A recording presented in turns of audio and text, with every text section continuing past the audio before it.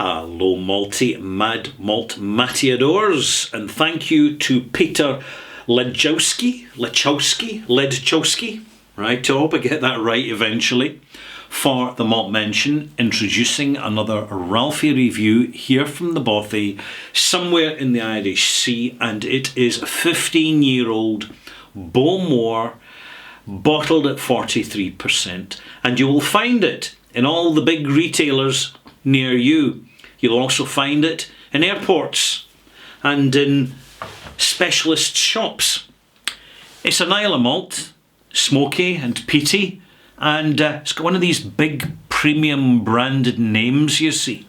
It's a sort of single malt whisky you see in tandem with high-end luxury cars. Yes, a prestige brand. But the problem is, for prestige brands, is that they need to present prestige at all times and not just occasionally. All will become clear shortly. It's chill filtered, and also just a hunch. But does that look like natural colour to you? Do you notice at the bottom of the bottle the kind of oranginess? In fact, what I'll do is I'll bring down my little candle, which falls out the bottom and instantly goes out.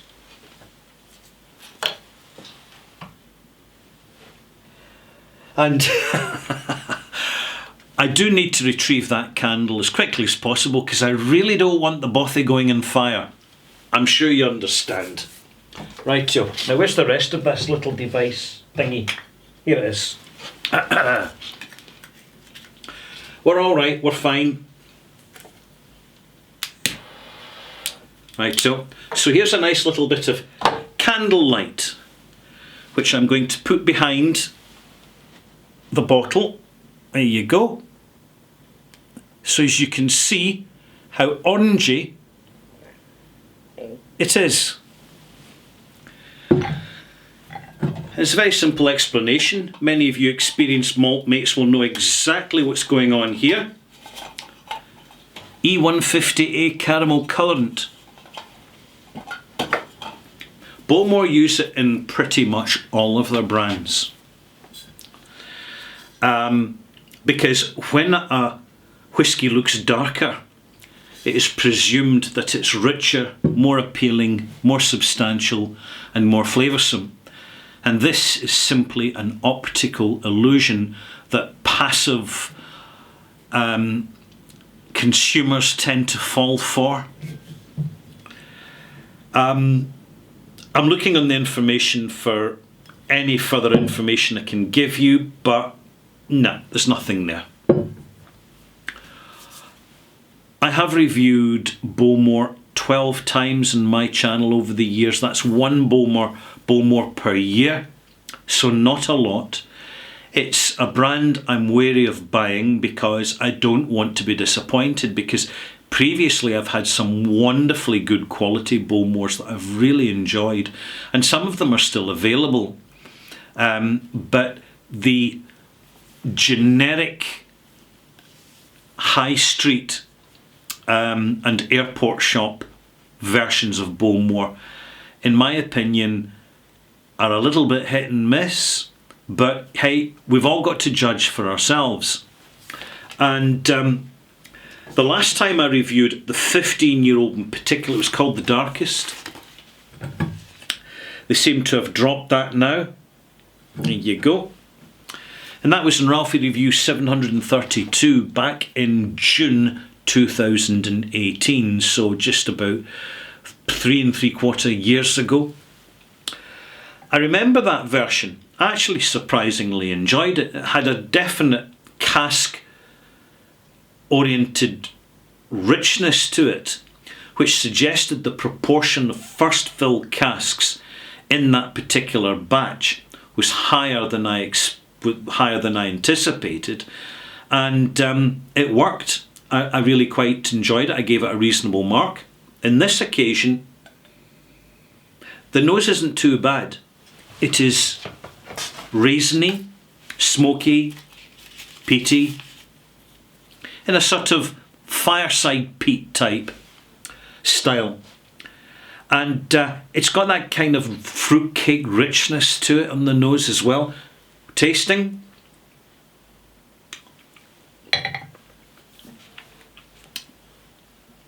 quite spirity for a 15-year-old.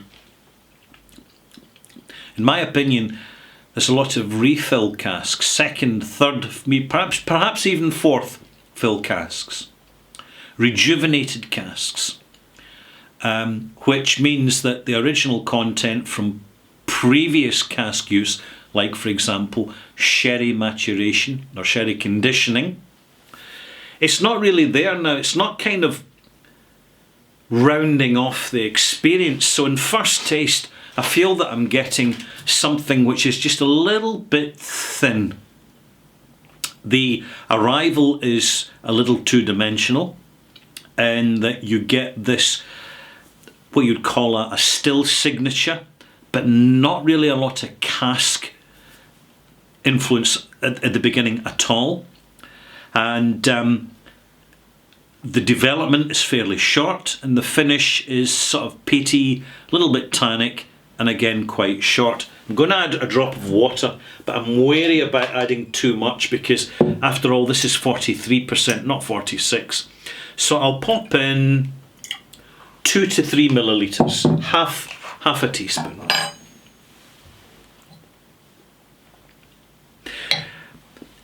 You're probably better trying to buy or find better quality bottlings from Bowmore in official bottling, because independent bottlings of Bowmore are few and far between, and they are outrageously expensive, absurdly expensive for what they are. They tend to be good because if an independent bottler gets hold of a cask of Bowmore, they tend to kind of, in my opinion, look after it better. They develop the whisky in casks more proactively. And I think that as an official bottling, what we're seeing is this generic corporate multinational, very cost conscious, expense trimming production, which really calls into question the future of Scotch whisky's reputation as the world's #1 spirit. I can see Scotland losing that crown, not because of the small independent distillers who are relying on the quality of what they sell without too much heavy marketing. So they've got to focus more on quality. I mean, obvious examples, Springbank, another examples, Chorvaig, Ardnamurchan, 3 good examples, Arran, another great example, Glencadam. In fact, if you want to know the flavour forward and flavour invested brands, just look at the Oswalds. There's a link down below in the description box. That will take you right down the rabbit hole fairly quickly. The Online Scotch Whisky Awards. I've given this a few minutes now with water in it. Coming back to it. Nose is clean enough, fresh, slightly smoky. A little bit restrained for a 15-year-old. A little bit on the intense but light side. But it's not a problem. The nose isn't bad at all. Flavour-wise,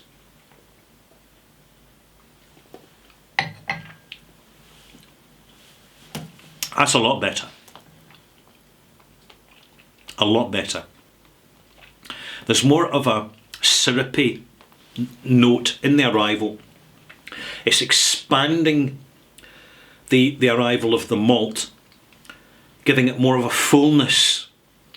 Lovely sweet and sour, balanced off. Fresh fruit, sorry, not fresh fruit, dried fruit, particularly raisin and currants. Little touch of cherry in there in the background, and that kind of syrupy, but not too sweet. So it's what you'd call Tate and Lyle syrup, baking syrup. And the development gets a little bit spicy, retains the raisins and currants in particular. A little touch of muscovado and vanilla.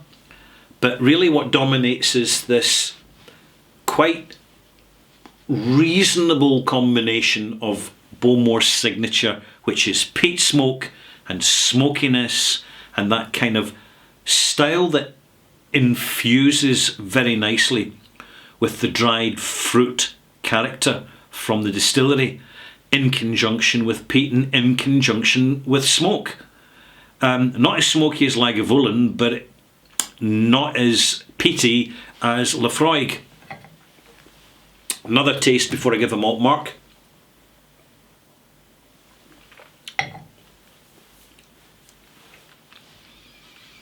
I'm seriously wondering if a significant proportion of this has been matured in ex-bourbon casks, particularly fresh bourbon casks, because the vanilla note is more prominent than I've expected and noticed in the past. And that might account for the very cosmetic looking colour that you're getting in the bottle. It's not helping it. It makes it look tacky and cheap. It's the sort of dark colour that you would get in a supermarket blend that's simply trying too hard to justify a bargain price on the bottom shelf. And something you need to be aware of, and I'm just going to share it with you so as you know. One of the reasons we should always be suspicious about not so much the use of E150 caramel colourant, but the overuse of it, is because it's an admission when you get a seriously dark, cosmeticised whisky.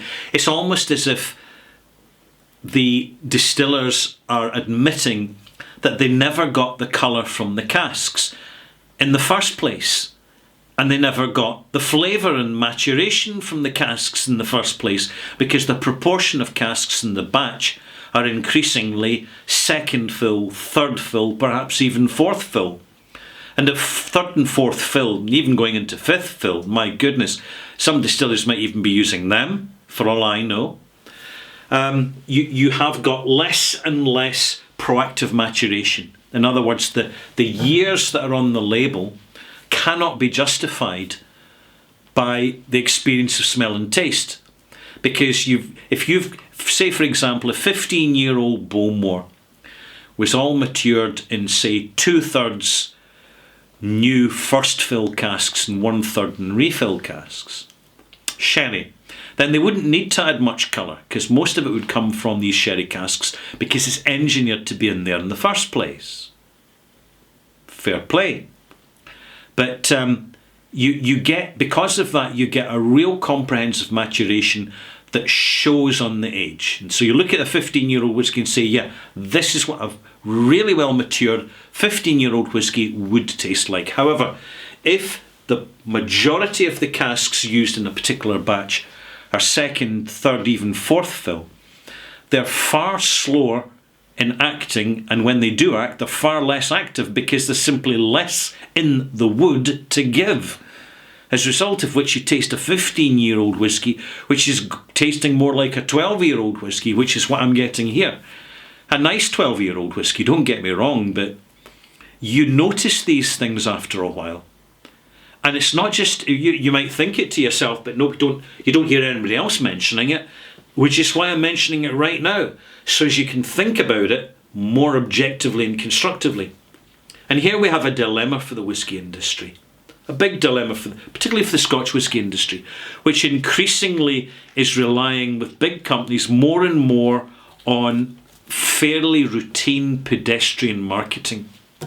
And it's restricted because of laws of alcohol, so fair play. But one of the worst things that could happen to the entire Scotch whisky category is that it becomes boring. But I see signs of that now. And I don't want to be the bearer of bad news, but someone's got to tell you, malt mates. And in doing so, I'm aware that there's people in the industry can hear what I'm saying and say, right, Ralph's a bit of a weather boy out in the ocean, telling us how high the waves are, how calm are the waters, or how choppy are the seas. Perhaps we should just take note of what Ralph's saying and bring it up at the next meeting, and perhaps divert some of the budget away from overt patch-up marketing and put it actually into cask wood, into cask policy. Every distillery out there could improve the cask policy. Every single one. Whether you're Glenfiddich and you're predominantly using ex-bourbon casks and you can afford to have a good percentage of refill casks, second, third fill casks, for the simple reason that you've got a light spirit. It suits the style of spirit. But with Bowmore suits sherry. No doubt about it. I've tasted a few bourbon matured Bowmores and they're lovely, but they're not quite the same. They don't have that specific default signature. And sherry casks are expensive, but hey, you've got to invest in your product. If you're going to be showcasing this alongside luxury car marques and brands, you've got to keep your game up. And this applies to any liquor maker in the world. You've got to keep your game up. Because when you let it go, when you start to get slack because the times are good, you're making a big mistake, because the whiskey industry, like all liquor industries, is cyclical. There's always this boom and bust. It's like a sine wave, up and down, up and down. And it's maybe at a peak at the moment, but it's not going to last. It's not.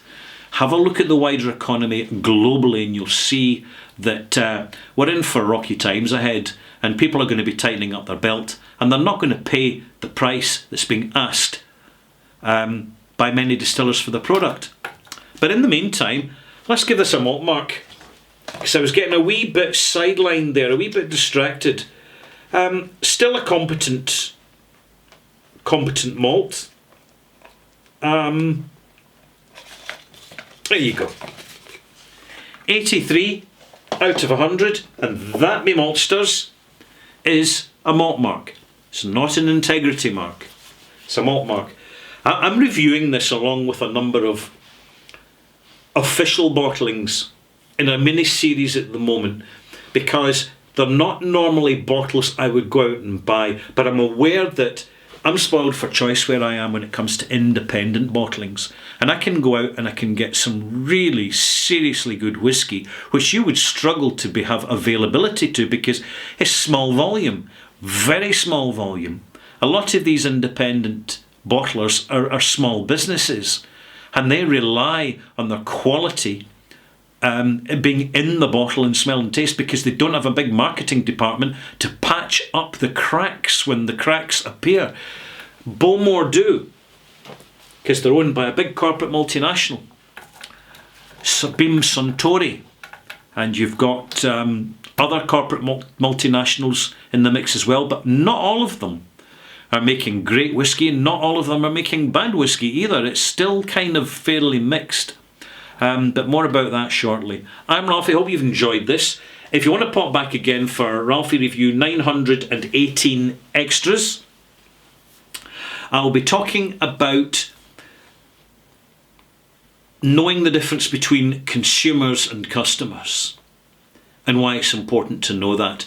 And I'll be talking a wee bit about supermarket shelves as well.